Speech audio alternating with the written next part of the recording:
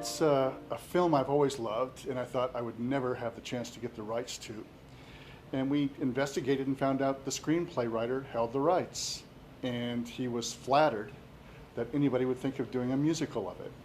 It is kind of your traditional hero story, as hero stories have been told for thousands of years in terms of your central hero who rises to the challenge. In terms of what it uniquely has to say to us today, it's about a kid who's from nowhere in particular stepping up to the challenge and becoming that hero. And that's a message for all of us at any time. I did pseudo, and I really mean pseudo, 80s rock for the teenagers. I used traditional musical comedy for Centauri, the main alien character, and I went to an almost Sondheim at his sickest place for the alien villains.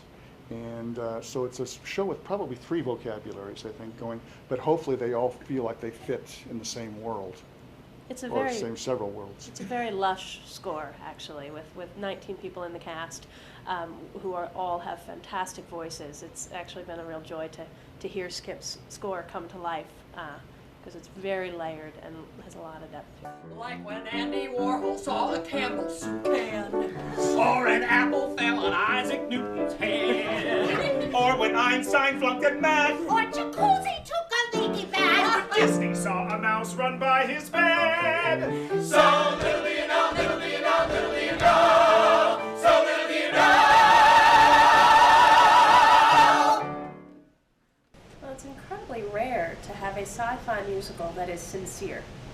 You know, this is not a spoof or satire, it's not us being crazy with alien heads on. It's actually a real story with true heart. It's about these townspeople telling a story that they're very proud of. One thing I have to say about our younger performers, they blew me away at the first rehearsal.